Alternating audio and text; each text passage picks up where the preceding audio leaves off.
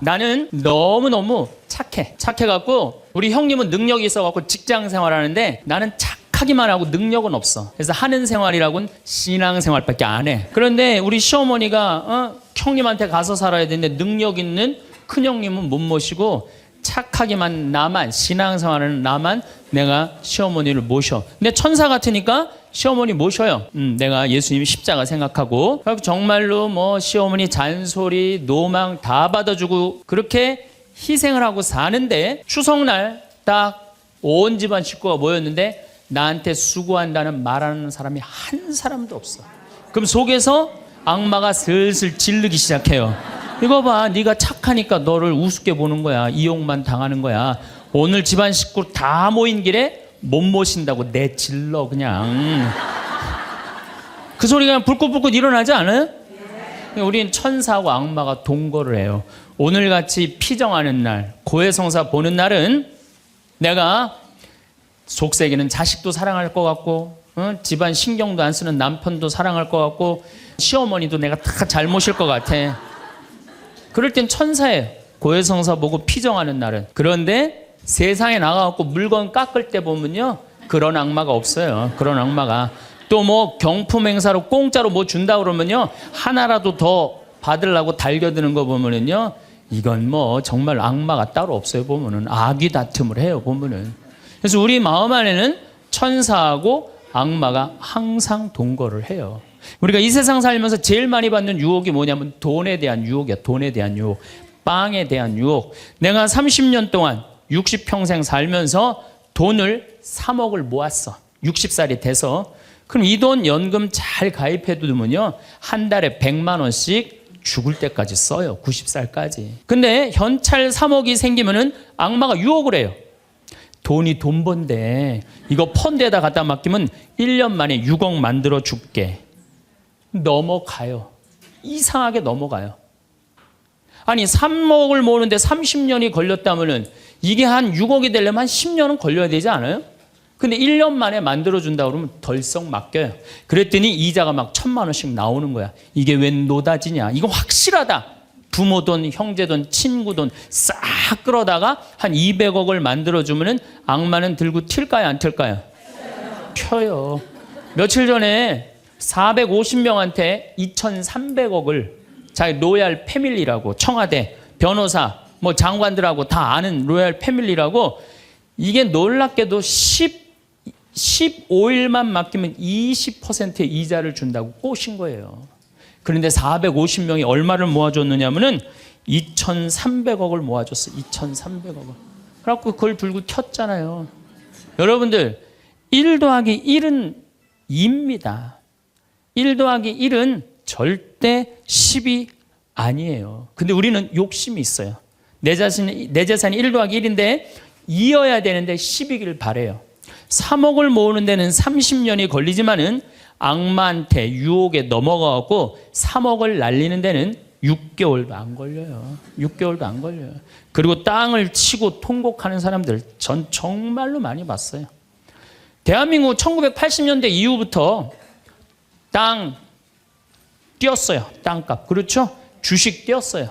그래갖고 대한민국은 1 더하기 1은 2가 아니었고 1 더하기 1은 10이었고 1 더하기 1은 100이었어요. 어떤 사람은 1 더하기 1은 1000도 됐어요. 그러니까 온 국민이 들떠 있는 거야. 들떠 있는 거야. 나도 1 더하기 1이 뭐가 될 수 있다? 100도 될 수 있고 1000도 될 수 있다. 이런 생각을 해요. 대표적인 게 뭐냐면 다단계야. 다단계. 내가 가정방문 다녀보면요, 집에 샴푸 잔뜩 있는지 많아요. 비누 잔뜩 있는지 많아요. 뭐 한 거예요? 다 다단계예요. 어떻게 다단계? 당신 2 사람만 데리고 와.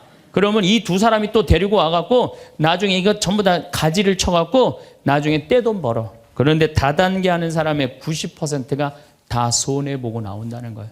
다 1 더하기 1은 100이라고 믿는 사람들, 1 더하기 1은 10이라고 믿는 사람들이 이 유혹에 빠지는 거예요. 이 유혹에. 제가 10년 전에 능평이라는 성당에서 본당 신부를 했어요. 그런데 그 능평이라는 성당에 언덕을 넘어가면은 무슨 동네가 나오느냐면 천당 옆 분당이 나와요. 네, 천당 옆 분당이 나와요. 얼마나 살기 좋으냐면은 거기는 전보산대가 하나도 없어요. 전부 다 지중매설이에요. 지중매설. 동네가 깨끗해요. 깨끗해. 그리고 도로는 한 20m, 30m 주도로는 조경을 하게 돼 있어요. 동네마다 율동공원, 중앙공원, 공원 있고. 그래서 정말로 살기 좋아요. 우리 동네 사람들은 그 언덕만 넘으면 전보산대가 얼마나 많은지, 전선줄이 얼마나 많이 엉겨 있는지, 그 분당에만 있으면 마음이 차분한데 우리 동네만 딱 들어서면은 동네가 여자 머리 풀어쳐 놓은 것 같아요. 여자 머리 풀어쳐 놓은 것 같아요. 마음이 산란해. 그러니까 우리 동네 사람들 꿈은 뭐냐면 천당역 분당으로 이사 가는 게 꿈이야. 그래갖고 5억짜리 아파트가 당첨이 됐어. 5억짜리 아파트가. 그런데 내가 가지고 있는 돈은 4억 5천밖에 안 돼. 이제 5천만 원만 있으면은 프리미엄이 붙어갖고 7억이 되는 거예요. 7억이 되는 거니까 1 더하기 1은 10이 되는 순간이에요. 근데 이 5천만 원이 구할 길이 없네. 제일 만만한 건 누구냐면 늙은 부모님이야. 라고 찾아갖고 얘기를 해요. 어머니 아버지 내가 5천만 원만 있으면은 5억짜리 아파트 되면 내가 잘 모실 테니까 거기 있는 땅 좀 팔아갖고 나 5천만 원만 꿔달라고. 근데 이미 한국 천주교 할머니 할아버지들은 나한테 강의를 들었어. 절대 자식들한테 재산 주지 말라는 강의를 들었어. 안 죽으니까 절대 재산 주지 말라는 강의를. 난 돈 없다 딱 잡았대요. 그럼 느닷없이 부모가 미운 거예요. 느닷없이. 형제 친척한테 꿔달라고 그랬더니 형제 친척도 아무도 꿔주는 사람이 없는 거야. 다 미운 거예요. 예수님은 서로 사랑하라고 그랬는데 악마는 뭐라 그래? 이거 봐. 너 세상 너 옆에 있는 사람 아무도 없어. 다 미워해. 이 유혹에 빠지는 거예요. 악마의 유혹에 빠지는 거예요. 근데 마음 하나만 바꾸면 얼마나 행복한지 몰라요. 우리 능평은 뭐 조금 전선줄 있다 하더라도 경치 좋고 공기 맑아요. 아주 좋아요. 그리고 분당에서 살려면은요, 거기에 수준 맞추려면요, 피곤해서 못 살아요. 근데 능평은 32평 아파트가 2억 5천이야. 2억 5천이니까, 이 2억 5천짜리 아파트 사고 얼마가 남아요? 2억이 남아요. 이거 갖고 맛있는 것도 사 먹고, 여행도 다니고, 어려운 사람도 도와주고, 얼마나 좋아요. 근데 우리 인간은 이걸 못해요. 내가 가만히 보면은요, 9개 가진 사람은 10개를 채우려고 이 하나만 더 모으면 10개가 돼. 9개 쓸 생각을 못하고 이거 10개 채운다고 하나 모으다가 죽는 사람들 많이 봤어요, 나. 99개 가진 사람은 100개 채우려고 어떻게? 이 하나를 더 모으려고 99개 쓰지도 못하고 죽는 사람들 많이 봤어요, 저는. 여러분들은 어떠세요? 재산이라는 게 뭔지 아세요? 여러분들 재산이라는 건요, 내가 쓴 것만 내 재산이에요. 내가 쓴 것만. 내가 안 쓴 건 내 재산 아니에요. 다시 말해서 내가 100억을 모으기 위해서 나 그지같이 70평생을 살았어. 이 사람은 거지로 산 거예요. 이 사람 거지로 산 거예요. 네. 그런데 내가 모은 거 갖고 정말로 알뜰하게 뭐 여행도 다니고 맛있는 것도 먹으러 다니고 뭐 즐겁게 살았어. 이 사람은 재산 제대로 쓴 사람이에요. 그 다음에 죽을 때 그래도 이 종교기관에 기부나 하고 이런다면은 다행인 사람이에요. 근데 그냥 재산 그냥 이 100억을 주체를 못하는 사람들, 그러다가 죽는 사람들. 루카복음 12장에요. 부자가요, 엄청난 풍년을 맞이해요. 이거 나눌 생각을 안 하고 자기를 위해서 창고를 크게 줘요. 그리고 영혼한테 얘기해. 너 이제 편안하게 살아라. 그러니까 하느님이 뭐라 그래요? 이 어리석은 자야, 오늘 밤이 네 영혼이 떠나는 날이다. 너한테는 그렇게 잘 쓰면서 하느님한테 인색한 자의 끝이 이렇다. 재물을 어디다 쌓아둬라? 하늘에 쌓아둬라. 제가 제일 열받을 때가 언제냐면은 97년, 98년 IMF 터졌을 때. 이때 막 우리 교우들 20억, 30억 막 날렸어요. 그래서 술이 그냥 떡이 돼갖고 와서 나한테 뭐라 그러냐면, 신부님 이렇게 허무하게 날아갈 줄 알았으면 신축금이라도 많이 낼 걸 그랬다. 제일 열받을 때. 그럴 줄 알았으면 미리 해지. 왜 날리고 와서 나한테 그래. 열심히 산 사람들이 실패하고 울면은 동정이 가는데요. 땅 투기하다가, 주식 투자하다가, 이거 재산 날리고 와서 눈물 흘리고 자기 고통스럽다고 얘기하는 사람한테는요 동정이 안 가요. 열심히 살다가 실패한 사람한테는 정말로 동정이 가는데 주식 투자하다 돈 다 날리는 사람들 동정이 안 가요. 여러분들 주식 투자를 하려면은요 재산 우리 95% 투자자들이 다 실패해요. 왜 그런 줄 아세요? 1년 만에 샀다 팔았다 그래요. 워렌 버핏이라는 사람은 미국 최고의 부자예요. 지금 60년 동안 거의 주식을 했는데 610억 달러를 벌었어요. 주식으로만. 근데 그 사람은 한번 주식을 사면은 최소한 5년, 10년, 20년까지 그냥 쥐고 있는 거예요. 그러니까 돈을 버는 거야. 근데 우리는 그냥 얼마 전에 잠깐 무슨 경제 무슨 뭐 방송을 보니까 3개월 만에 15% 내는 수익 방법 그런 건 없어요. 1 더하기 1은 2지 1 더하기 1은 10이 절대 아니에요. 근데 우리는 그렇게 착각하고 사는 거예요. 그런 기대 속에서. 아프리카에는 원숭이 잡는 비법이 있어요. 어떻게 원숭이를 잡느냐 하면은 항아리 이렇게 만들어 놓고 주둥이 원숭이 손이 들어갈 만한 주둥이를 만들어 놔요. 그리고 여기에다는 자갈을 잔뜩 넣어 놔요. 그리고 여기다 바나나를 딱 놔요. 원숭이가 지나가다가 웬 바나나 그리고 딱 바나나를 잡아요. 잡으면은 주먹이 커지는 거야. 바나나만 놓으면은 손이 빠지는데 잡은 바나나는 놓기 싫은 거야. 그러니까 이 무거운 항아리를 들고 이놈의 바나나 왜 안 빠지냐 하루 종일 뛰어다니는 거야. 저녁에는 지쳐갖고 움직이질 못한대요. 그러면은 그 원숭이를 잡아서 먹는다는 거예요. 그런데 지금 여기 있는 여러분들 가운데서도 그 바나나를 못 놓고 계신 분들 많습니다. 지금. 네? 지금 땅을 쥐고 이러지도 못하고 저러지도 못하고 괴로워하는 사람들 많아요. 주식 사놔갖고 그냥 이러지도 못하고 저러지도 못하고 전전긍긍하는 사람들 많아요. 지금 놀 때예요. 그거 원금 찾는다고 뛰어다니는 사람 지금 놓으면 제일 행복해요. 지금 놓으면 살 수 있어요. 그런데 우리는 그거를 못하는 거예요. 그거를. 욕심을 이용하는 거예요. 악마가 우리를 왜 유혹할 수 있는 것 같아요? 우리의 욕심을 가지고 이용을 하는 거예요. 사기 치는 사람도 1 더하기 1은 100이라고 그러면서 홍보를 하죠. 유혹을 해요. 근데 1 더하기 2는 2라고 믿는 사람은 절대 유혹이 안 빠져요. 근데 1 더하기 1은 100이 되기를 바라는 사람은 그 어처구니 없는 악마의 유혹에 빠진다는 거예요. 난 말할 거 없어요. 내가 그러니까. 내가 여기 생태마을 시작할 때 15년 전에 돈이 한 푼도 없었어요. 그래갖고 우리 교구 70세 원로 신부님한테 찾아갔어요. 김창린 필립보 신부님. 여기가 필립보 생태마을이죠? 그 신부님을 찾아갔어요. 신부님, 내가 우리 교우들 앞으로 이제 주 5일째가 곧 될 텐데 우리 교우들을 쉴 수 있는 생태마을을 짓고 싶습니다. 토요일날, 일요일날 와서 피정도 하고 기도도 하고 쉴 수 있는 공간을 짓고 싶습니다. 그랬더니 신부님이 너 어쩜 그렇게 시간을 잘 맞춰서 왔냐는 거예요. 무슨 소린가 했더니 당신이 은퇴하면 살라고 땅을 수원에다 사뒀는데 그게 개발지가 된 거야. 근데 보상비가 14억이 나온 거예요. 근데 신부님이 그때 이런 말씀을 하시더라고요. 우리 신부들 은퇴하면 교구청에서 아파트 한 채 사주는데 내가 그 돈이 뭐가 필요하냐고. 너 그렇게 좋은 일에 쓴다니 내가 너한테 주마. 하루아침에 14억을 받았어요. 내가 이마에 돈복 이렇게 써 있다니까요.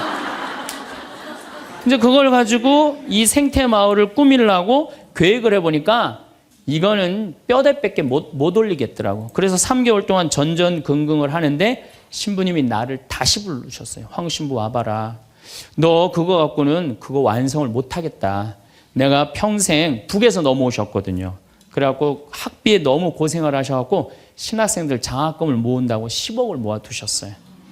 그 10억도 내가 귀양 너 투자하는 거 내가 너한테 해주마. 대신 나중에 네가 장학 사업은 이어서 해라. 내가 그 약속을 받고 신부님 또 10억을 또 주셨어요. 24억이 된 거야. 그랬더니 그때 그 본당 신부님 13,000명 본당이 있었는데 교우들이 신부님이 이런 좋은 일에 한다니까 3억을 모아줬어요. 27억이 됐어. 완전히 돈벼락이 그냥 막 쏟아지는 거죠.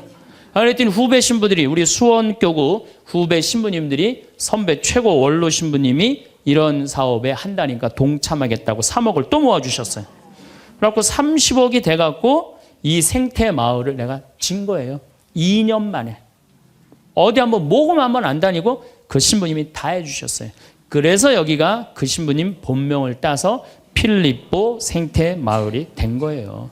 아니 이렇게 30억을 해서 줘서 주셨으면은 내가 열심히 피정 지도하고, 여기 또 우리 농토 많으니까 농사 열심히 져갖고 뭐 황토 성당도 짓고 황토 찜질방도 짓고 황토집도 하나하나 져나가면 되는데 하루아침에 30억이 생기니까 내가 확 미쳐버리더라고요.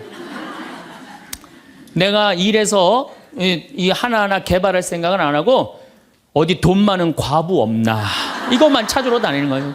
돈 많은 과부 없나. 이 미친 거죠. 제가 보기에는. 그래갖고 1년을 돈 많은 사람만 찾아다녔어요. 그것도 33, 4살밖에 안 된 새파란 신부가.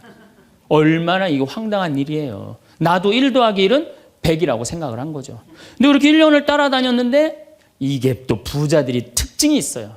도와줄 것 같으면서도 안 도와주고, 안 도와줄 것 같으면서도 도와줄 것 같이 말하고. 미치겠더라고요.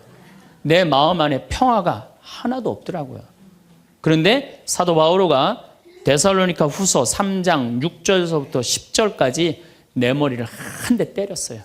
일하기 싫은 사람은 먹지도 말아라. 나는 교회에 주님의 말씀을 전하지만 성도들한테 피해를 주기 싫어서 밤낮으로 일을 했다. 금을 짜는 일을 했다 이거예요. 그래, 내가 열심히 농사 짓고 된장, 간장, 고추장, 청국장. 우리 콩 있으니까. 여기 또 지역 주민들하고 콩 계약 재배하고. 그렇게 하면 되지. 그래갖고 그때부터 벌써 14년 전이네요. 그때부터 된장, 간장, 고추장, 청국장, 김장, 농약 안 친 걸로 김장하고, 요즘은 또 청국장 가루 이거 아주 너무너무 좋아갖고 오늘도 벌써 2가마를 띄웠는데 다 팔렸어요. 그러니까 내가 이걸 한 첫 해는 판매액이 1억이었는데 작년에는 17억이에요. 너무 즐거운 거예요, 사는 게. 저 신부님 떼돈 버나 보다. 떼돈은 남지 않아요. 원료값이 너무너무 많기 때문에. 그렇지만은 내가 우리 교우들한테 농약 안 친 거 먹을거리 제공해주고, 이 지역에 지금 3만 평 농약 안 치고 농사 짓고, 여기 50명 주민들한테, 여기 주민들 지금부터 농한기거든요. 근데 여기 주민들은 지금 내년 2월 달까지 저기 메주 띄우고 청국장, 생청국장, 청국장 가루 한 30명이 와서 계속 일을 해요. 얼마나 좋아요. 그냥 이러면서 내가 행복하게 살면 되는데, 아니 내가 미쳐갖고 그냥 한 1년 동안 돌아다닐 땐 마음이 평화롭지가 않더라고요. 여러분들, 남의 재물을 탐낼 때부터요, 그때부터 평화는 깨지는 거예요. 남의 재물을 탐낼 때부터. 여러분들, 우리 고모가 하나 있어. 근데 고모가 친척이 나라고 조카라고 나 하나밖에 없어. 근데 시집을 안 갔네, 이 고모가. 근데 그냥 돈을 많이 벌어갖고 천당역 분당에 아파트도 한 채 있고 빌딩도 하나 있고, 저기 통장에 돈도 많아. 그럼 이 조카가 저 고모, 늙은 고모 죽으면은 저 재산이 누구한테 온다? 나한테 온다. 이 생각하는 순간부터 얘는 불행한 거예요. 고모 재물 탐내는 순간부터 얘는 불행한 거예요. 남의 재물을 탐내면 안 되는데, 악마는 뭐라고 우리한테 유혹을 하느냐면 남의 재물을 탐내라고 유혹을 해요. 우리 어머니 아버지가 잘 살아, 저 재산 나한테 오겠지. 그때부터 얘는 일 안 해요. 딴 생각만 하는 거예요. 1 더하기 1은 2라고 생각 안 하고 1 더하기 1은 100이 된다고 생각을 하고 사는 거예요. 절대 평화롭지가 않아요. 또 여러분들 형제 중에 누가 잘 살아, 우리 형이 잘 살아, 누나가 잘 살아. 근데 내가 이번에 아이가 대학을 들어가, 나 등록금 좀 안 대주나. 이때부터 죄짓기 시작하는 거예요. 이때부터 미워하기 시작하는 거예요. 성당 질 때도 마찬가지예요. 성당 질 때도 내가 하느님 아버지 집을 줘. 그러면은 그 하느님 아버지 집 짓는데 내가 봉헌하면 되잖아. 근데 그냥 나는 봉헌할 생각 안 하고 우리 성당이 제일 부자가 저거 얼마 봉헌하나 이것만 기다리고 있는 거야. 근데 그냥 그 부자는 내가 보기엔 1억을 해도 되는데 500만 원밖에 안 했어. 그럼 뭐라고 그러냐면 예수님 말 틀린 거 하나도 없어. 부자가 천국 들어가는 거는 낙타가 바늘구멍 통과하기보다 아는 건 또 많아갖고 그냥 그러면서 그 사람 욕하는 거. 제 생각엔 이래요. 그렇게 부자 헌금 얼마 내나 그거 쳐다보고 있는 것도 남의 재물 탐내는 거예요. 그 사람 마음에 평화 없어요. 내가 가지고 있는 것만 누구한테 봉헌하면 돼? 하느님한테 봉헌하면 되는 거예요. 우리가 이 돈에 대한 유혹, 이것 때문에 죄를 짓고 사는 거예요. 그런데 유혹 중에 제일 무서운 유혹이 뭔지 아세요? 여러분들 돈 왜 벌어요? 자식 욕심 때문에 버는 거예요. 자식 때문에 여러분들 돈 버는 거예요. 자식 때문에. 아메리카의 인디안들은 자식이 태어나면 어디다 봉헌하냐면 별한테 봉헌한다고 그래요. 우리 아이 추억 많게 해달라고. 요즘 어제 그제 여기 별 정말 미치도록 많아요. 밤하늘에 별똥별이 2만 개가 떨어져. 2만 개. 지난번에 우리 수녀님들 한 20분 오셨을 때 내가 여기 마루 위에, 강 위에다 마루를 깔아놨어요. 그 위에다 밤에 침낭을 하나씩 다 드려요. 그럼 누워갖고 별을 보는데 별똥별이 1시간 동안 10개가 떨어졌대. 10개가. 수녀님들이 너무 행복하다는 거예요. 이 별을 보고 행복한 추억을 가지고 살았으면 좋겠는데 우리나라 엄마들은 그런 생각 안 해요. 인디언들은 별 보면서 우리 아이 행복한 추억이 많았으면 좋겠다. 그리고 들판에 봉헌한대요. 우리 아이 건강하게 뛰어놀게 해달라고. 그 다음에 태양에 봉헌한대요. 우리 아이 아주 씩씩하고 건강하게 잘 자라게 해달라고. 근데 대한민국 엄마들은 애가 태어나면 어디다 봉헌하냐면 학원에 봉헌해. 학원에. 우리 아이 어디 들어가게 해달라고? 서울대학 들어가게 해달라고. 서울대학 들어가게 해달라고. 그래갖고 임신을 하면은 이거 굉장히 중요한 거예요. 임신을 하면은 하느님 나한테 생명을 주셔서 감사합니다. 이 아이가 하느님 이 세상에 태어나서 행복하게 살았으면 좋겠습니다. 이렇게 생각하는 엄마가 하나도 없다는 거예요. 임신을 딱 하는 순간 무슨 생각을 하냐면 내 뱃속에 서울대학 C가 들어왔다고 생각을 하는 C가. 그래갖고 막 임신 한 달, 두 달, 막 10달이 되면 배가 이만해져요. 그러면 C가 이만해진 거야. C가 이만해진 것만큼 꿈도 이만해진 거야. 하고 아침에 인사를 해도 한국말로도 안 해. 영어로 하는 거야. How are you today, my baby? Good morning. 막 영어로 하는 거야. 마음 급한 엄마들이. 네. 그래갖고 애가 엄마의 태를 열고 세상에 나왔어. 세상이 얼마나 예뻐요. 하늘도 예쁘고 별도 예쁘고 달도 예쁘고 단풍도 예쁘고. 근데 그냥 이 아이가 그냥 그 창문을 통해서 세상을 보려고 했더니 마음 급한 엄마는 너 그거 볼 시간이 어디 있어. 온 집안을 도배를 다 해놔요. 아니 집안만 도배해 놓으면 되지 창문에다가도 도배를 해놔요. 한쪽에는 그냥 가나다라 마바 차타 갖다 붙여놓고 반대쪽에는 ABCD. 누워서 모빌이 돌아가는데 막 기억 니은 디귿 리을이 막 돌아가는. 태어났는데 이 세상에 태어났더니만 어디에 가려? 글자에 가려갖고 세상 구경을 못하는 거예요. 그래갖고 애가 1살, 2살쯤 돼갖고 엄마, 아빠 이렇게 말을 하기 시작해요. 그러면은요 엄마들은 흥분하는 거예요. 드디어 우리 집에 천재 태어났다. 그래갖고 온 동네 다니면서 우리 애가 천재라고 막 자랑을 해요. 그 우유를 먹여도 무슨 우유만 먹이냐면 아인슈타인 우유만 먹이는 거. 아인슈타인 우유만. 네, 네. 천재니까 아인슈타인 우유만 먹어. 엄마 아빠 그러면은 드디어 됐어. 너 다음 단계로 넘어가자. 1 더하기 1은 뭐냐? 이거 넘어가는 거야. 수학으로 넘어가는 거야. 이렇게 글자하고 숫자에 갇혀 사는 애는요 영혼이 망가진대요. 1살서부터 5살 때까지는요 엄마라고 애가 한 번 말하는데 10,000번을 연습을 해야 된대요. 아빠라고 말하는 데는 20,000번을 연습을 해야 된다고 그래요. 애가 엄마 아빠 그러면은 엄마 아빠들은 고마워해 줘야 돼. 너무 고맙다 엄마라고 불러줘서. 손가락 깨물고 배에다 바람 넣어주고 발가락 그냥 뽀뽀해줘가면서 아빠는 목마 태워주고 비행기 태워주고 막 축제같이. 그러면은 이렇게 부모님이 엄마 아빠가 끌어안아주고 뽀뽀해주고 스킨십을 해주는 애들은 이런 생각을 한대요. 이거 봐라. 세상은 한번 살아볼 만한 데네. 저렇게 엄마라고 말 한마디 했는데 저렇게 좋아하고 감격을 하네. 그런데 1살서부터 5살 때까지 엄마 아빠 그랬더니 다음 단계 1 더하기 1은 뭐야? 이거 넘어가는 애들은요 나중에 커서 컴퓨터 중독, 알코올 중독, 그 다음에 사춘기 때 무표정, 무반응, 무감동. 여러분들 자녀들 중에 사춘기 해갖고 엄마 막 이렇게 쳐다보고 있는 애들 봐요 안 봐요? 걔네들은 사춘기라 그런 게 아니야. 언제 망가뜨려 놓은 거냐면 1살서부터 5살 때까지 망가뜨려 놓은 거예요. 영혼을 망가뜨려 놓은 거예요. 프레벨이나 썸머힐이나 삐아제나 몬테소리 같은 유아 교육학자들이 말을 하기를 1살서부터 5살 때까지는 숫자나 언어를 인지하는 좌뇌가 발달하지 않는다고 그래요. 6살 때부터 좌뇌가 발달한다고 그래요. 근데 우리나라의 95%의 엄마들이 영세 교육을 해요. 태어나자마자부터 교육을 해요. 교육비 얼마? 350만 원짜리 교육비를 들여서 전부 다 350만 원 애한테 그냥 영세 교육을 시키는 거예요. 우리나라 청소년의 95%는 이미 1살서부터 5살 때까지 영혼이 망가져 버린 거예요. 그래갖고 그냥 5살 때 돼갖고 그냥 텔레비에 나오는 글자 모르는 글자가 없어. 5년 동안 공부했으니 애가 모를 리가 있어요. 모르는 글자가 없어. 그냥 쫙쫙 읽어대. 그러면 나한테 데리고 와요. 신부님 우리 애가 천재인가 보라고. 왜요? 텔레비에 나오는 글자 모르는 글자가 없어요. 안수기도 해달라는 거. 그럼 내 걔 머리에 손 얹고 뭐라고 기도하느냐면 이제 네 인생은 끝났다. 내가 이렇게 기도한다니까. 근데 이 사실을 아무도 몰라요. 아무도. 그래갖고 천재인 줄 알고 초등학교에 넣어놨더니 40명 중에 20등 해갖고 오는 거야. 받아쓰기 100점 중에 50점 받아오고. 그러면은 여러분들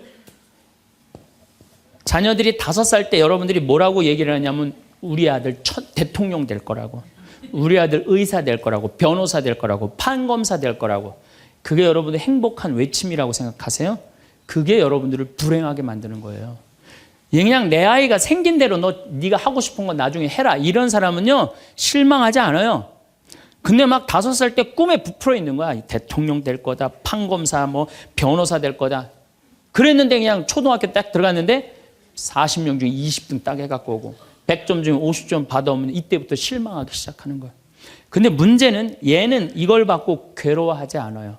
되게 공부 못하는 애들이요 성격이 느긋한 애들이 공부를 못해요. 내일 시험인데도 아무 근심 걱정 없이 막 놀이터에서 막 노는 애들, 걔네들이 공부 못하는 거거든요. 그냥 자기는 괴롭지도 않고 놀이터에서 놀면은 엄마는 그런 애를 보면 눈에서 광선이 나가는 거야. 광선이. 분노의 광선이 나가는 거야.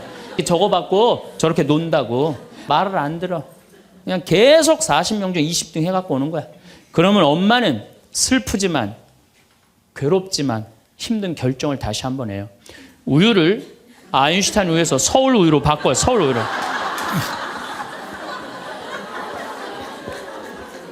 그래갖고 그냥 그렇게 6년 동안 서울 우유를 먹였는데 중학교 딱 올라갔는데 초등학교 때 말 안 듣는 거하고 차원이 틀려요. 중학교 때 컴퓨터 게임에 빠지면은요 미쳐요. 엄마하고 밥 먹으러 나가도 그냥 핸드폰으로라도 해요. 애들이. 그냥 그거 보고 있으면 속에서 불 나요 안 나요? 속에서 불이 나죠. 근데 걔는요 그렇게 될 수밖에 없는 성장 과정이 있는 거예요. 그래갖고 막 학원을 막 땡땡이를 까는 거야. 초등학교 때는 때리면 울면서 갔는데 중학교 때는 간다고 가요 일단. 그러고 난 다음에 지가 알아서 컴퓨터 게임방에서 게임하고 놀고 밤 10시에 학원 다녀왔다고 거짓말 하는 거야. 그러면 안 그래도 꼴보기 싫은데 그냥 불이 나는 거야. 이미 학원에서 전화 받은 내가 안 왔다고. 어디서 거짓말 하느냐고. 이게 너무 커갖고 손이 닿아요 안 닿아요? 안 닿아요. 애는요 힘도 안 들여. 왜 이러냐고. 고개만 젖히면 그냥 막 날아가는 거야. 고개만 젖히면 손이 닿지도 않아. 그러면 또 멱살을 끌어내려갖고 그냥 피하느냐고 그러면은 그때서 아이가 엄마 손을 딱 잡고 흰 눈동자 95%, 까만 눈동자 5%, 엄마보다 눈을 더 뒤집어 확 뒤집고. 왜 이러냐고. 나 좀 제발 놔두라. 나 공부하는 거 지겹다고. 엄마를 확 밀쳐내요. 그럼 엄마는 그냥 마룻바닥에 확 널브러지면서 마룻바닥을 움켜쥐고 너무 슬프지만은 힘든 결정을 다시 한번 해요. 우유를 서울 우유에서 연세 우유로 바꿔요. 연세 우유로. 연세 우유로 이제 바꿔갖고 그냥 먹었는데 고등학교 올라갔는데 이놈이 이거는 뭐 내가 보기에는 여러분들 중학교 때는요 애가 말도 못하고 반항을 하는데 고등학교 때는 차원이 틀려요. 어떻게 틀리냐면 엄마 아빠는 뭘 잘 살아서 나한테 잘 살라고 그러느냐고. 당신들이 나한테 해준 게 뭐 있느냐고. 말도 못하는 거예요. 이때는 어떤 상황에 들어가느냐면 동네 자랑도 못해. 친척한테 아무 자랑도 못해. 조금만 있으면 이제 대학 금방 탈로가 나게 생겼는데 5살 6살 땐 대통령이다 천재다 뭐 생 난리를 하고 돌아다녔는데 고등학교 땐 완전히 소가리를 하는 거예요. 완전히 소가리를 하는 거예요. 그리고 말도 못하는 게 한마디 하면 아들이 그냥 주먹으로 그냥 문이 뻥뻥 뚫리니까 무서워서 말도 못하는 거예요. 그러면 그냥 동네에도 말 못하고 그냥 집에서도 말 못하고 엄마만 속병이 드는 거예요. 너무 슬프지만은 아무도 모르게 힘든 결정을 다시 한 번 해요. 우유를 연세우유에서 건국우유로 바꿔요.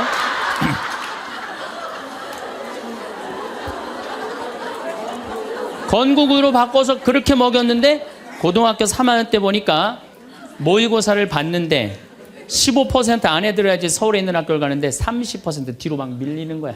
내가 재미난 경험이 있었어요. 내가 아주대학 환경공학과 대학원을 다닐 때 그 옆에 창현고등학교, 유신고등학교가 있었어요. 근데 걔네들이 1학년 딱 들어와서는 우리 학교를 보고 그랬대요. 내가 아주대학 가면은 내 대학을 안 간다 그랬대요. 1학년 되면은. 근데 2학년 애들은 상황이 틀리대요. 아주대학도 괜찮은데 이런데 2학년 되면. 근데 3학년이 된 애들은 그 창현고등학교, 유신고등학교 애들은 3학년 되면 제발 아주대학만이라도. 엄마가 딱 그런 마음이야. 그러니까 이제 엄마가 너무 슬프지만은 그 성적표를 받아보고 마지막으로 힘든 결정을 다시 한번 해요. 우유를 건국우유에서 저지방 우유로 바꿔요.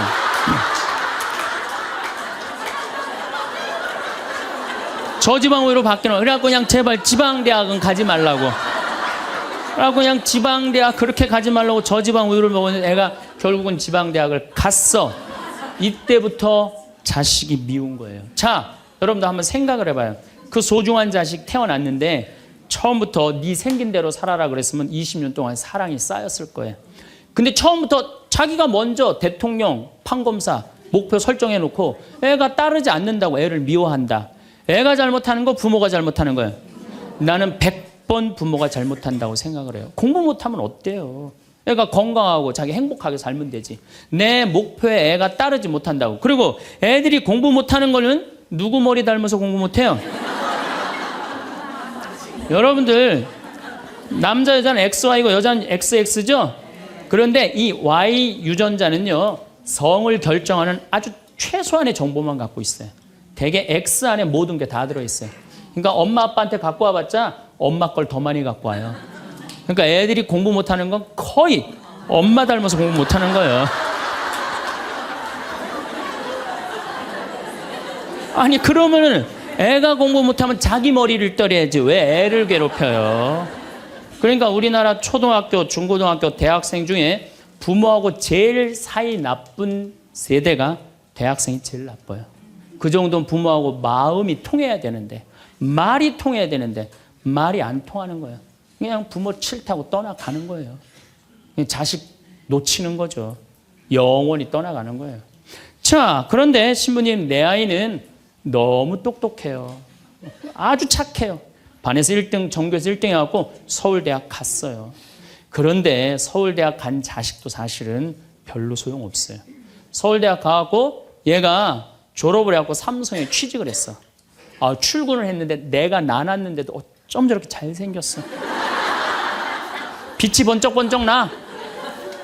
그렇게 빛이 번쩍번쩍 나. 너무 보기 좋은 거야. 내 자식이지만. 그런 자식일수록요 잘하는데 아무런 도움도 주지 않은 나보다 훨씬 예쁘고 훨씬 젊은 여우 같은 며느리가 나타나서 낚아채 가는 거예요. 그날로 끝나는 거예요. 그날로. 여러분들 옛날에는 부모 자식이 끈끈했어요. 왜 옛날에는 부모 자식이 끈끈했느냐면 평균 연령이 46세였을 때 100년 전만 해도 46세까지 밖에 못 살았어요. 20살에 결혼해갖고 내 나이가 40이 되면은 자식은 큰아들은 나를 40 먹은 나를 몇 년만 모시면 되냐면 6년만 모시면 돼. 6년.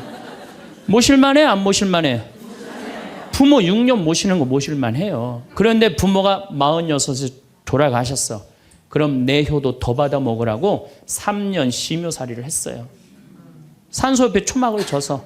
근데 만약에 40살 난 부모님이 돌아가시려고 그러면요 20살 난 자식이 단지해줬어. 입에다가 죽지 말라고. 옛날에 만약에 부모님이 돌아가려고 그러는데 단지를 안 하는 동네에서 자식이 있으면 동네에서 손가락질했어요. 옛날에는요, 자식들이 부모한테 애절했어요. 그런데 애절한 이유가 부모의 은혜가 고마워서 그걸 효도를 하려고? 전혀 이유는 다른 데 있어요. 동생이 17살, 14살, 11살, 8살, 5살, 2살이야. 아니 이렇게 줄줄이 나놓고 지금 이거 누가 키워야 돼? 장남이 키워야 돼. 장남이. 만약 우리 부모님이 2살까지 다 키워놨어. 그때까지 부모님이 살아있으면요, 얘를 시집 장가 보낼 때까지 살아있으면 너무 고마웠고 차려준 잔치가 환갑잔치예요. 그리고 진짜 오래 살았다고 차려준 잔치가 진갑잔치예요. 이게 나아갈 진짜를 써. 60에서 더 나갔다. 이거 나가지 말아야 되는데 더 나갔다 이거예요. 그래서 진갑잔치야. 그리고 만약에 70까지 살았다. 이거는 두보의 시에 나오지만은 옛날부터 70까지 사는 것은 고자, 고래희, 희박하게 온다 이거야. 70까지 사는 사람은 희박하다. 그래서 고희라는 단어를 쓰는 거예요. 이거 옛날엔 70까지 어떻게 살아요? 근데 요즘은 60 넘어도 갈 생각 해야 안 해요? 자, 나 60 넘었다. 손 들어보세요. 여기 좀 별로 없을 것 같은데 손 들어보세요. 아, 이게 문제라는 거예요. 60이 넘었으면 가야지. 평창으로 오면 어떻게 해? 평창으로 오면. 그런데 요즘 우리 직원들이 말을 하기를 뭐라고 그러냐면, 신부님 70이 됐는데요, 아줌마 같은 분들이 너무 많다는 거예요. 70에도 요즘 아줌마 같아요. 그래서 70에도 총각 같은 사람도 많아요. 예. 우리 아버지가 그래요. 아버지가 80인데도 총각 같아요. 지금 60세 되신 분들은 100살까지 삽니다. 몇 년 남았냐면 40년 남았어요. 40년. 지금 50살 되신 사람들은 110살까지 살아요. 몇 년 남았냐면 60년 남았어요. 60년. 자, 아니 오늘 방송에서 뭐라고 그랬냐면은 2040년에 평균 연령이 190살이라고. 90살. 2040년. 자, 그렇다면 여기 지금 50대신 분들 2040년이면은 80대예요. 그때 평균 연령 90이에요. 그럼 그때 다 100살 넘게 산다는 얘기예요. 제 말이 그냥 허투루 하는 말이 아니에요. 지금 40 넘은 사람들은 120살까지 살아요. 여러분들 120살까지 살 때 자식이 나 효도할 수 있어요? 노 갈등이 생기는 거예요. 노 갈등. 늙은 자식과 늙은 부모의 갈등이 생기는 거예요. 제가 대전에 가서 강의를 했어요. 강의를 했는데 노인대학에 가서 강의를 했어요. 그랬더니 할아버지 한 분이 오셔서, 머리가 하얀 할아버지야. 신부님, 제가 75인데요. 나 엄마 때문에 힘들어서 죽겠다는 거예요. 무슨 소린가 했더니 98살 먹은 엄마가 그렇게 잔소리라고 힘들게 한다는 거예요. 이거 먹고 싶다, 저거 먹고 싶다. 자기도 힘들어 죽겠는데 98살 먹은 엄마 때문에 힘들다는 거예요. 그래서 이제는 노 갈등, 늙은 부모와 늙은 자식의 갈등이 생기는 거예요. 또 얼마 전에는 하나 투어에서 난리가 났어요. 96살 먹은 할아버지가 배낭여행을 신청을 한 거예요.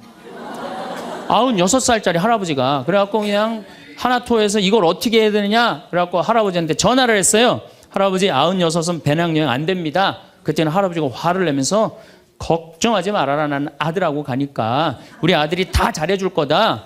아들이 몇 살인데 그러냐고. 우리 아들은 70살이다 70살.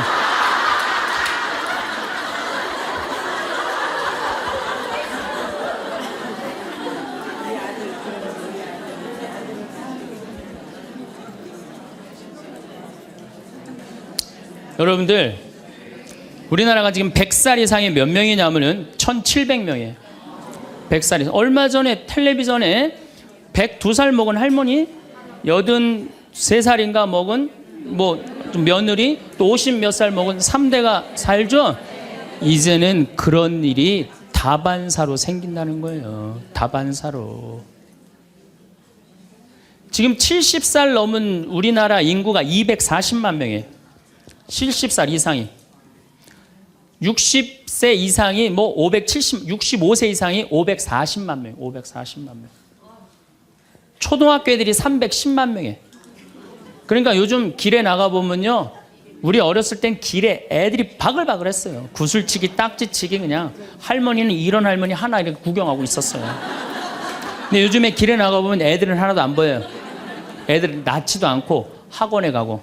길에 나가면 누구만 바글바글 하냐면 할머니, 할아버지들만 바글바글 돌아가요. 21세기는 그래서 노인의 시대라는 거예요. 여러분들은 그런데 더 심각한 건 지금 70, 80 되신 분들은 그나마 이제까지 살아왔어. 이제 10년, 20년만 하면 견뎌요. 여러분들은 앞으로 50년, 60년 남아있어요. 그 인생에 대한 설계가 준비되어 있습니까? 안 돼 있습니까? 안 돼 있어요. 자, 여러분들, 나는 그래도 늙어서 자식하고 삽니다. 난 너무너무 행복합니다. 그런 할머니는 정말로 정신없는 할머니예요. 나이 먹으면 눈두덩 쳐져요, 안 쳐져요? 눈가 쳐져요, 안 쳐져요? 볼 쳐지고 입술 쳐져요. 그럼 자식하고 사는 할머니, 나는 저녁 먹고 화도 안 났어. 화도 안 나고 그냥 텔레비를 보고 있는데 어떻게 하고 보고 있느냐면 이러고 보고 있는 거야.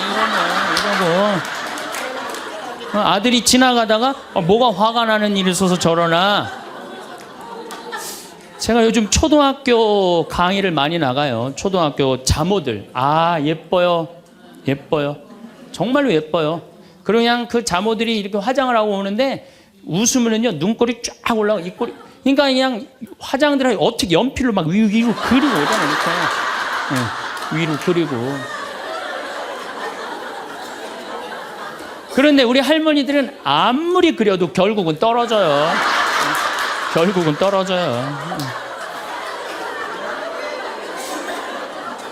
문제는 아들은 괜찮아요. 며느리가 무슨 죄가 있어요? 며느리가 이제 저녁 차려놓고 시어머니 식사하시라고 문을 딱 두들겼어. 방문을 딱 열었는데 또 이 시어머니 전기세 아낀다고 불은 꺼놓고 깜깜한 방에서 텔레비만 보고 있는 거야. 텔레비만. 그래갖고 그냥 밥 먹으라고 그랬는데 머리 하얀. 밥 먹으라고 그러냐? 문을 열 때마다 그냥 심장이 떡떡 떨어지는 거야. 심장이 떡떡 떨어지는 거야. 여기 우리 응암리라는 곳에 92살인가 91살 먹은 친정 엄마를 63살 먹은 딸이 모시고 들어왔어요. 근데 이 자매가 하는 말이 자기는 평창에 들어와갖고 밤에 깜깜한 것도 하나도 안 무섭고 짐승 소리도 하나도 안 무섭대. 뭐가 제일 무서우냐면 아침에 밭에 나가고 일하고 들어오고 이제 아침 먹으러 딱 들어오면은 엄마가 거실 정가운데 소파에 앉아갖고 91살 먹은 엄마가 이러고 쳐다보는 게 제일 무섭대. 제일 무섭대.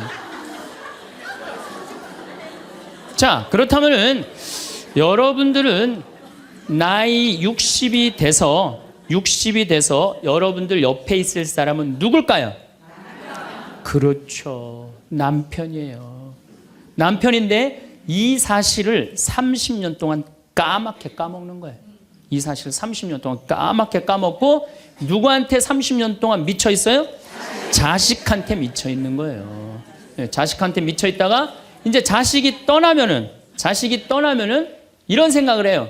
나는 그동안 자식 키우느냐고 애썼으니까 이제는 찜질방도 가고 평창 생태마을 피정도 좀 가고 성주순례도 가고 내가 편안하게 살으리라 이런 생각을 하는데 전혀 예상치 못한 일이 벌어져요. 남자는 무슨 생각을 하냐면 30년 동안 떠돌아다니다가 귀소 본능이 생겨요. 이제는 마누라한테 돌아가리라 이런 마음이 들어요. 여자는 이제 편안하게 살려고 그러는데 남자는 귀소 본능이 생기는 거예요. 이때부터 부부 사이에 갈등이 생기는 거예요. 이때부터 전혀 부부의 사랑을 생각하지 못하고 자식한테만 미쳐있고 남자는 바깥에만 미쳐있다가 60에 딱 만나갖고 젊었을 때는 그렇게 맛있는 거 차려놓고 여보 일찍 들어와 그래도 안 들어오더니 이제 60 넘어서 굳이 집에 안 들어와도 되는데 때 따라 철 따라 찾아 들어오면 신경질이 나요 안 나요? 여러분들 며칠 전에 할머니들이 72%가 할머니들이 할아버지 뒷바라지하기 싫다고 그랬잖아요. 나왔죠? 그러니까 이게 심각한 문제예요. 어떻게 할 거야? 이거는 다음 시간에 이야기하도록 하겠습니다. 네, 감사합니다. 사람은 누구나 더 빨리 행복해지고 싶어 합니다. 조금 더 쉽게, 조금 더 빠르게, 남보다 한 발 앞서고 싶은 마음은 살아가면서 자연스럽게 생겨나는 감정입니다. 그런데 이상하게도 빨리 가려 할수록 마음은 점점 더 불안해집니다. 서두를수록 지금 이 순간이 손가락 사이로 빠져나가는 것 같고 애써 얻은 것들도 제대로 누리기 전에 다음 목표로 눈이 향합니다.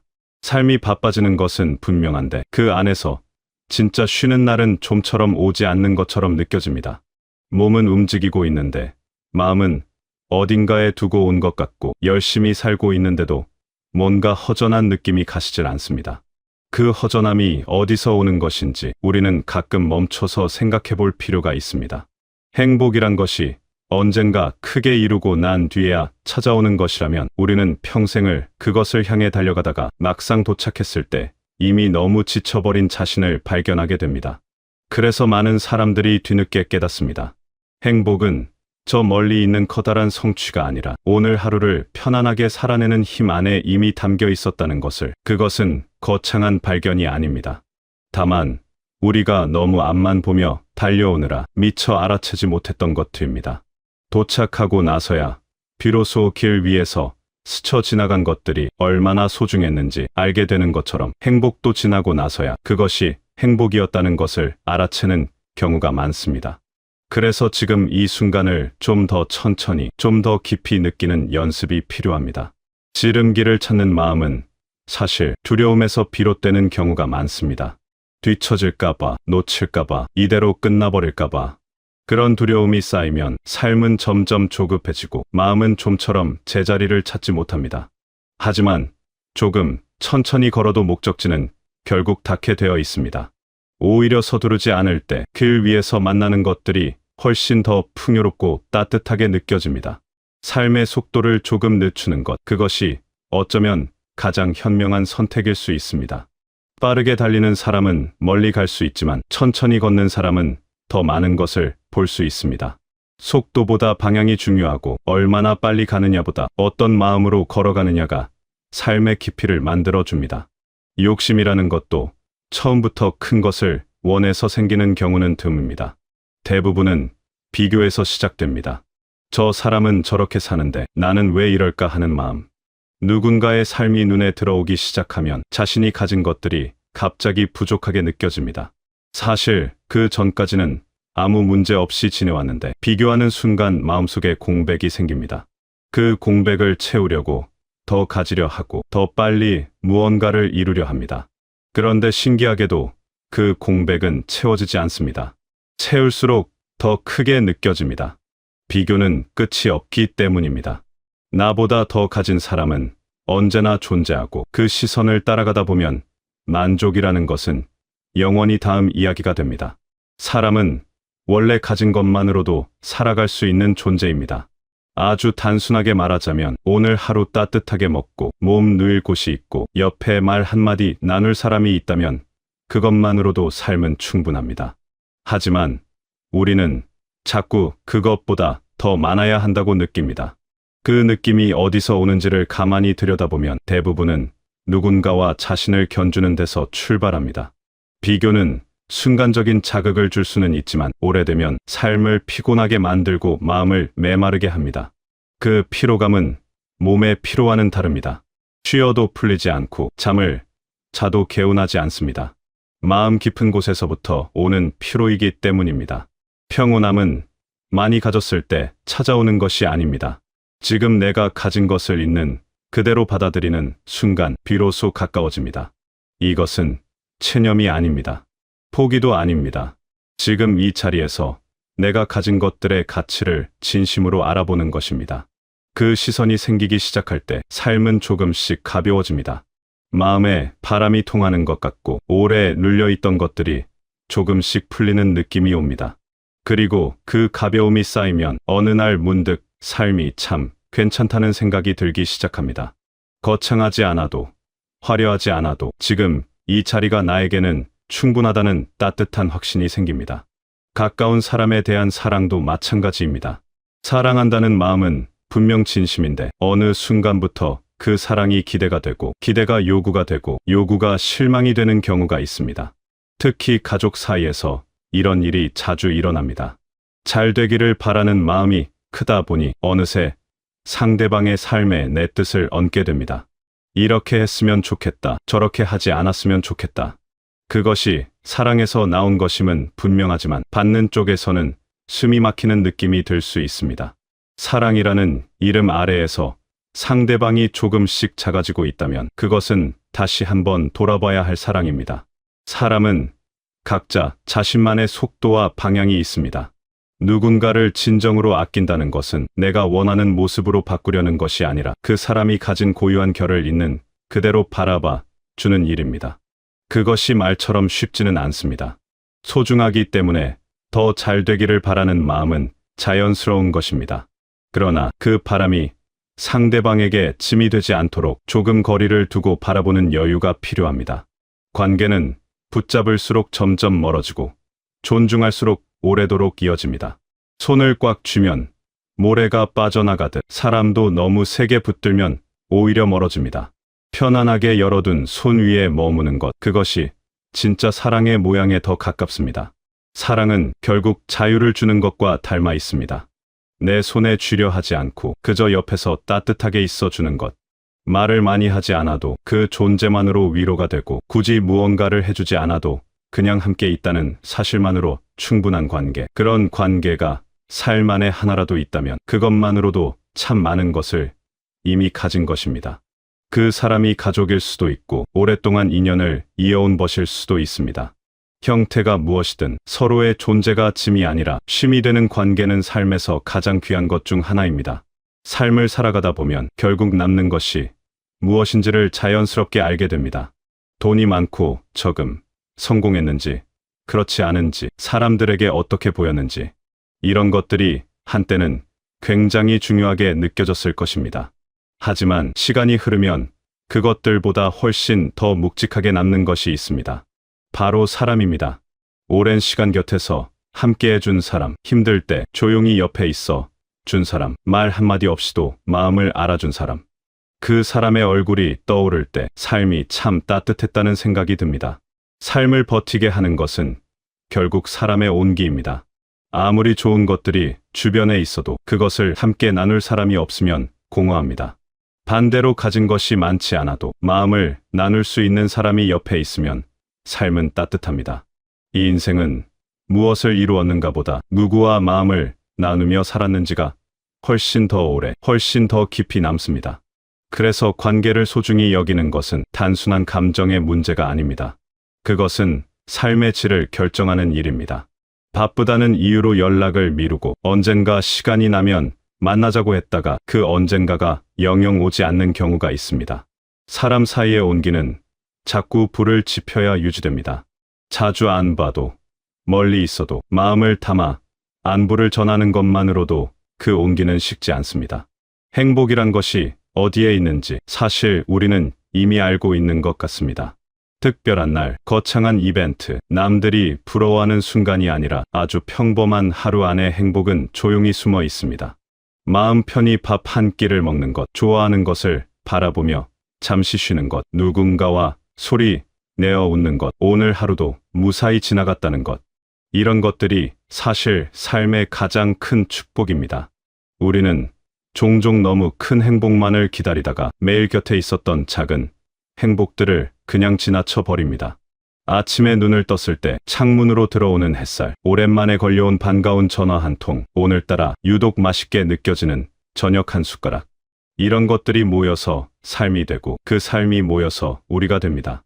완벽한 날을 기다리면 행복은 늘 내일의 이야기가 됩니다. 내일은 더 좋아지겠지, 그때가 되면 편해지겠지 하면서 오늘을 그냥 지나치다 보면 어느 날 문득 지나온 날들이 모두 그렇게 흘러가 버렸다는 것을 알게 됩니다. 하지만 오늘 이 하루를 소중히 여기기로 마음먹는 순간 삶은 달라지기 시작합니다.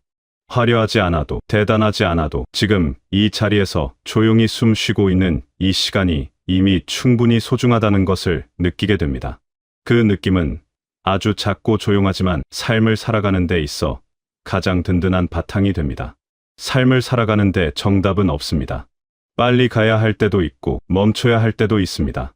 많이 가져야 할 때도 있고 내려놓아야 할 때도 있습니다. 그 흐름 안에서 가장 중요한 것은 지금 자신이 서 있는 자리를 외면하지 않는 것입니다. 지금 이 순간에도 삶은 이어지고 있고 그 안에서 작고 조용한 행복들이 여러분 곁을 지나가고 있습니다. 그것들을 알아채는 눈은 멀리 있는 것을 좇는 것이 아니라 지금 내 앞에 있는 것들을 따뜻하게 바라보는 데서 생겨납니다. 오래 바라봐야 보이는 것들이 있습니다. 서두르지 않을 때 들리는 소리가 있습니다. 욕심을 조금 내려놓을 때 비로소 느껴지는 고요함이 있습니다. 그 고요함 안에 진짜 삶이 있고 진짜 나 자신이 있습니다. 고요함은 아무것도 없는 상태가 아닙니다. 오히려 그 안에는 많은 것들이 조용히 담겨 있습니다. 그동안 너무 바빠서 듣지 못했던 내 마음의 소리, 너무 앞만 봐서 놓쳤던 곁에 있는 사람의 온기, 너무 쫓기듯 살아서 느끼지 못했던 오늘 이 하루의 무게, 그것들이 고요함 안에서 하나씩 모습을 드러냅니다. 여러분은 지금껏 정말 열심히 살아오셨습니다. 때로는 지치고, 때로는 흔들리고, 때로는 이게 맞는 길인지 모르면서도 하루하루를 묵묵히 걸어오셨습니다. 그 길이 늘 빛나 보이지 않았더라도 그 걸음 하나하나가 지금의 여러분을 만들었습니다. 넘어졌던 날도, 돌아갔던 날도, 아무것도 하지 못한 것 같았던 날도 모두 그 길 위에 있었습니다. 그리고 그 모든 날들이 모여 지금 이 자리에 여러분이 되었습니다. 그것은 충분히 값지고 충분히 아름다운 일입니다. 이제는 조금 더 자신에게 다정해지셔도 됩니다. 남들과 비교하지 않아도 됩니다. 더 빨리 가지 않아도 됩니다. 더 많이 가지지 않아도 됩니다. 지금 이 자리에서, 오늘 이 하루에서 소박하지만 진짜인 것들을 느끼며 살아가시는 것만으로도 충분합니다. 삶은 완벽해질 때 행복해지는 것이 아닙니다. 지금 이 순간을 받아들이고 곁에 있는 사람을 소중히 여기고 평범한 하루 안에서 작은 따뜻함을 발견할 때 삶은 조용히 그러나 분명하게 빛나기 시작합니다. 여러분의 오늘이 그리고 앞으로의 모든 하루가 그런 따뜻함으로 가득 채워지시길 바라겠습니다.